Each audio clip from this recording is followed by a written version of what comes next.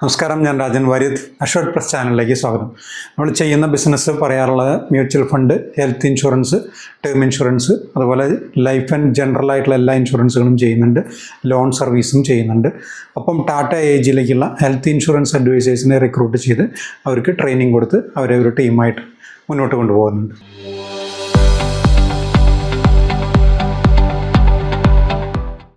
ഇന്ന് പറയാൻ ഉദ്ദേശിക്കുന്ന സബ്ജക്റ്റ് എന്ന് പറയുന്നത്, നമ്മൾ സാധാരണ ഹെൽത്ത് ഇൻഷുറൻസും അല്ലെങ്കിൽ ടേം ഇൻഷുറൻസൊക്കെ ഒരുപാട് പേര് അറിഞ്ഞ് നല്ലപോലെ എടുക്കുന്ന ഒരു കാലഘട്ടമാണ്. കാരണം അതിൻ്റെ ഒരു നീഡ് എന്താണ്, അതിൻ്റെ ഒരു പ്രാധാന്യം എന്താണെന്നുള്ളത് മനസ്സിലാക്കി കഴിഞ്ഞു.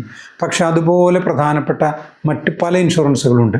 അതിലേക്കൊന്നും ഇപ്പോഴും ആളുകൾ ശരിക്കും പറഞ്ഞാൽ ശ്രദ്ധിക്കുന്നില്ല എന്നുള്ളതാണ്. അപ്പോൾ അതിനെക്കുറിച്ചാണ് ഞാൻ ഇന്ന് പറയുന്നത് വീടിൻ്റെ ഇൻഷുറൻസാണ്. ഹോം ഇൻഷുറൻസിനെ കുറിച്ച് കുറച്ച് കാര്യങ്ങൾ ഇന്ന് പറയാൻ ഉദ്ദേശിക്കുന്നുണ്ട്. അപ്പോൾ പ്രധാനപ്പെട്ട ചില സംശയങ്ങളാണ്. ഹോം ഇൻഷുറൻസ് ആർക്കൊക്കെ എടുക്കാം? തീർച്ചയായിട്ടും നമ്മൾ ചെയ്യുന്നത് ടാറ്റ ഏജ് മാത്രമാണ് നമ്മൾ ചെയ്യുന്നത്. ഹോം ഇൻഷുറൻസിൽ കമ്പാരിറ്റീവ്ലി പ്രീമിയം കുറവും നല്ല രീതിയിൽ ക്ലെയിം സംബന്ധിച്ച ഇഷ്യൂസ് ഇല്ലാത്ത ഒരു കമ്പനി ആയതുകൊണ്ട് തന്നെ ടാറ്റ ഏജ് മാത്രമാണ് നമ്മൾ ചെയ്യുന്നത്. അത് 1 ഇയർ, 3 ഇയർ, 5 ഇയർ, 10 ഇയർ വരെ എടുക്കാം. ഈ ഓപ്ഷൻസാണ് ഉള്ളത്. 1, 3, 5, 10 ഒരുമിച്ച് അത്രയും കാലത്തേക്ക് വേണമെങ്കിൽ 10 വർഷത്തേക്ക് വേണമെങ്കിലും എടുക്കാവുന്ന ഒരു ഫെസിലിറ്റി ഉണ്ട്. പിന്നെ ഇതിൽ ഇമ്പോർട്ടൻ്റ് ആയിട്ടുള്ള ഒരു ഏറ്റവും പ്രധാനപ്പെട്ട കാര്യം, എന്താണ് യോഗ്യത, മിനിമം എന്ത് വീടുകൾക്ക് എടുക്കാം എന്നുണ്ടെങ്കിൽ അത് കോൺക്രീറ്റ് വീടുകൾക്ക് മാത്രമാണ് ടാറ്റ ഏജ് കൊടുക്കുന്നത്. ഓട് വീടുകൾക്ക് കൊടുക്കുന്നില്ല. അതേസമയം കോൺക്രീറ്റ് വീടിൻ്റെ മുകളിൽ പതിപ്പിച്ചിട്ടുള്ള ഓട് അങ്ങനെയുള്ളത് ഒരു പ്രശ്നമല്ല. സാധാരണ പഴയ കാലത്തെ പോലെയുള്ള ഓട് മാത്രമായിട്ടുള്ള വീടുകൾക്ക് ഈ ടാറ്റ ഏജിൻ്റെ ഹോം ഇൻഷുറൻസ് കൊടുക്കുന്നില്ല. പിന്നെ അതിൽ എന്തൊക്കെയാണെന്ന് ചോദിച്ചാൽ, എത്ര കാലപ്പഴക്കം ഉണ്ടെങ്കിലും നമുക്ക് വീടിൻ്റെ ഇൻഷുറൻസ് ചെയ്യാം. പിന്നെ വീടിൻ്റെ ഇൻഷുറൻസ് ചെയ്യുമ്പോൾ എന്തൊക്കെ ഡോക്യുമെൻറ്റ്സ് വേണമെന്ന് ചോദിച്ചു കഴിഞ്ഞാൽ, ലാൻഡിൻ്റെ നികുതി അടച്ച കടലാസാണ് നമുക്ക് വേണ്ടത്. വീടിൻ്റെ അല്ല, ലാൻഡിൻ്റെ നികുതി അടച്ച കടലാസ്. അതുപോലെ വീടിൻ്റെ സ്ക്വയർ ഫീറ്റ് വേണം. പിന്നെ എത്ര വർഷമായി എന്നുള്ളതും എത്രയാണ് കവറേജ് എടുക്കുന്നത് എന്നുള്ളതും. ഈ കവറേജ് എടുക്കുമ്പോൾ വളരെ ശ്രദ്ധിക്കേണ്ട ഒരു കാര്യം, നമ്മൾ ഒരു കൃത്യമായ എമൗണ്ട് ആയിരിക്കണം. അതായത് 50 ലക്ഷം രൂപയുടെ കവറേജ് വേണ്ട സംഗതിക്ക് നമ്മളൊരു 35, 40 എടുക്കരുത് എന്ന് ഉദ്ദേശിക്കുന്നത്. 50 ലക്ഷം രൂപയാണ് അന്നത്തെ കോസ്റ്റ് വാല്യൂ എന്നുണ്ടെങ്കിൽ അത് അത്രയും തുകയ്ക്ക് തന്നെ എടുക്കണം. അണ്ടർ വാല്യൂവിൽ പെട്ട് ക്ലെയിം റിജക്റ്റ് ചെയ്യാതിരിക്കാനാണ് അങ്ങനെ പറയുന്നത്. വീടിൻ്റെ എന്തെങ്കിലും സംഭവിച്ചാലുള്ള ഇൻഷുറൻസിന് പുറമെ വീടിൻ്റെ എന്തെങ്കിലും സംഭവിക്കാമെന്ന് ഉദ്ദേശിക്കുന്നത്, അതിനകത്ത് ഫ്ലഡ് ആയിരിക്കാം, എർത്ത് ക്വേക്ക് ആയിരിക്കാം, മറ്റ് കലാമിറ്റീസ് ആയിരിക്കാം. ഇതിനെല്ലാം കൂടിയിട്ടുള്ള കവറേജാണ് ഉദ്ദേശിക്കുന്നത്. ഈവൻ ഷോർട്ട് സർക്യൂട്ട് ആണെങ്കിൽ പോലും അത് നമ്മളുടെ പഴക്കം ചെന്ന് ആ വയറിങ്ങിൻ്റെ പ്രശ്നം കൊണ്ട് വരുന്ന ഷോർട്ട് സർക്യൂട്ട് കവർ ചെയ്യില്ല. മറിച്ച് മറ്റൊരു രീതിയിലുള്ള എന്തെങ്കിലും ഷോർട്ട് സർക്യൂട്ട് സംഭവിച്ചതാണെന്നുണ്ടെങ്കിൽ അതിനകത്ത് കവറേജ് ഉണ്ട്. അതുപോലെ ലൈറ്റ്നിങ് സംഭവിച്ച് മറ്റ് എന്തെങ്കിലും വീടിലെ സാധനങ്ങളൊക്കെ കേടുപാടുകൾ സംഭവിച്ചു കഴിഞ്ഞാൽ അതിലും കവറേജ് കിട്ടുന്നതാണ്. ആർട്ടിക്കിൾസ്, വീടിൻ്റെ ഒരു മൊത്തം സ്ക്വയർ ഫീറ്റ് വാല്യൂ അനുസരിച്ചുള്ള എമൗണ്ട് എടുക്കണമെന്ന് പറഞ്ഞു.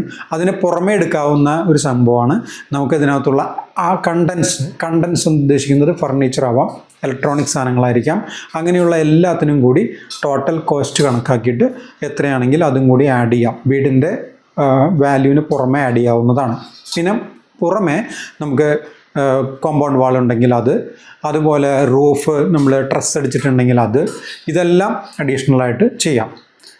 ഇതിനൊക്കെ പുറമെ നമുക്ക് വേണമെങ്കിൽ എന്തെങ്കിലും ഫ്ലഡോ എന്തെങ്കിലും അങ്ങനെയുള്ള സംഗതികളൊക്കെ ഉണ്ടായിക്കഴിഞ്ഞാൽ നമ്മൾക്ക് കുറച്ച് കാലത്തേക്ക് നമുക്ക് പുറത്തെവിടെയെങ്കിലും മാറി താമസിക്കണം എന്നുണ്ടെങ്കിൽ അതിനുള്ള റെൻറ്റ് ഉൾപ്പെടെ കിട്ടാവുന്ന രീതിയിലുള്ള അതും ആഡ് ഓൺ ആയിട്ടാണ് ഇതെല്ലാം ചെയ്യേണ്ട. ഒരു എമൗണ്ടും കൂടി, ചെറിയ എമൗണ്ടും കൂടി ചേർത്തുകൊണ്ട് ചെയ്യാവുന്നതാണ്. നമ്മളൊരു ആർട്ടിക്കിളിൻ്റെ, അതായത് ഇപ്പോൾ ഒരു ഇലക്ട്രോണിക് സാധനത്തിൻ്റെ ഒരു ഇൻഷുറൻസ് അതിനകത്ത് കണ്ടൻറ്റിൽ പെട്ടിട്ടുണ്ടെങ്കിൽ ആ ഇലക്ട്രോണിക് സാധനത്തിൽ നിന്നാണ് ഈ ഒരു തീ ഉണ്ടാകുകയും അതിൽ നിന്ന് മറ്റുള്ള കുറേ നാശങ്ങൾ സംഭവിക്കുകയാണെങ്കിൽ ഇതിൽ നിന്നാണോ ഉണ്ടായ സംഭവം ആ ഒരു പ്രൊഡക്റ്റിന് മാത്രമാണ് കവറേജ് കിട്ടാത്തത്. കാരണം അതിൻ്റെ ഒരു കേടുപാട് മൂലമാണ് അതിന് സംഭവിച്ചിട്ടുണ്ടെന്നുണ്ടെങ്കിൽ പോലും അതുമൂലം വന്ന മറ്റ് ഡാമേജുകൾക്ക് ഇതിനകത്ത് കവറേജ് ഉണ്ടായിരിക്കും.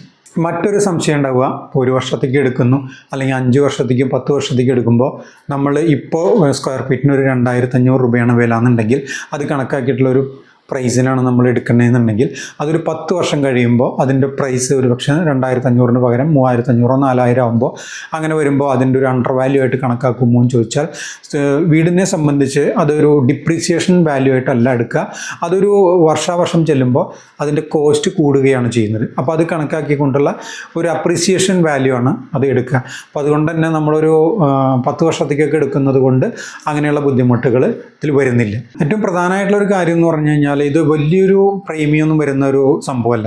ശരിക്കും പറഞ്ഞാൽ ചെറിയൊരു എമൗണ്ടിന് ഇപ്പോൾ ഒരു 50 ലക്ഷമൊക്കെ എടുക്കുകയാണെന്നുണ്ടെങ്കിലും വളരെ കുറഞ്ഞ എമൗണ്ട്, ഞാൻ എമൗണ്ടായിട്ട് കൃത്യമായിട്ട് പറയുന്നില്ല, അതിനകത്ത് മറ്റ് കണ്ടൻസും മറ്റുള്ളതെല്ലാം ചേർത്ത് വരുമ്പോഴും വലിയൊരു പ്രീമിയം ഒന്നും വരില്ല. വളരെ ചെറിയൊരു പ്രീമിയത്തിന് നമ്മൾ ഇത്രയും കോസ്റ്റ് മുടക്കി, ലക്ഷങ്ങൾ മുടക്കി, കോടികൾ മുടക്കി വീട് ഉണ്ടാക്കുമ്പോൾ തീർച്ചയായിട്ടും ഒരു ചെറിയ എമൗണ്ട് നമ്മൾ അതിൻ്റെ ഒരു കവറേജിന് വേണ്ടി, അത് പറ്റുമെങ്കിൽ 3 വർഷം 5 വർഷം 10 വർഷമൊക്കെ ഒരുമിച്ച് തന്നെ എടുത്തു വയ്ക്കുക.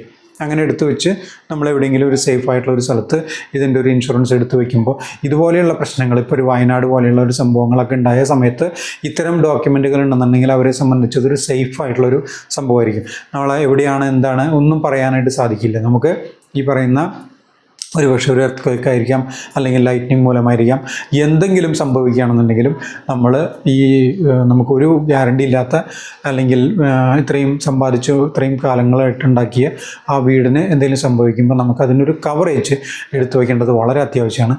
ഇത്രയും കാര്യങ്ങളാണ് ഞാൻ ഇന്ന് പറയാൻ ഉദ്ദേശിച്ചത്. കുറച്ച് കാര്യങ്ങളേ ഉള്ളൂ. പ്രധാനമായിട്ട് അതിന് ഒരുപാട് കോംപ്ലിക്കേഷൻ ആയിട്ടുള്ള സംഭവങ്ങളൊന്നുമില്ല. ചെറിയൊരു പ്രീമിയം ഇതിനായിട്ട് മുടക്കി എടുത്തു വയ്ക്കുക എന്നുള്ളതാണ് പറയാനുള്ളത്. അപ്പോൾ ഒരിക്കൽ കൂടി എല്ലാവർക്കും ഞാൻ വീണ്ടും പറയുന്നു, നമ്മൾ തൃശ്ശൂർ നമ്മുടെ MG റോഡിൽ അംബിക ആർക്കേഡിലാണ് നമ്മുടെ ഓഫീസുള്ളത്. അവിടെ എന്തെങ്കിലും ഡൗട്ട് കാര്യങ്ങളൊക്കെ ഉണ്ടെന്നുണ്ടെങ്കിൽ നിങ്ങൾക്ക് വിളിക്കാവുന്നതാണ്. ഫോൺ നമ്പർ കൊടുത്തിട്ടുണ്ട്. അതുപോലെ നേരിട്ട് വരികയാണെന്നുണ്ടെങ്കിലും വിളിച്ചിട്ട് വരിക. അവിടെ ഓഫീസിൽ സ്റ്റാഫ് ഉണ്ടെങ്കിലും ഞാൻ നേരിട്ട് സംസാരിക്കണമെന്നുണ്ടെങ്കിൽ, നേരിട്ട് കാണണമെന്നുണ്ടെങ്കിൽ, ഒരു പക്ഷേ അവിടെ ചില സമയത്ത് അവിടെ ഇല്ലാത്ത സമയമാണെന്നുണ്ടെങ്കിൽ ഒന്ന് കരുതി നേരിട്ട് വിളിച്ചിട്ട് വന്നതാണെങ്കിൽ നമുക്ക് നേരിട്ടും സംസാരിക്കാവുന്നതാണ്. ഒരിക്കൽ കൂടി നന്ദി, നമസ്കാരം, താങ്ക് യു.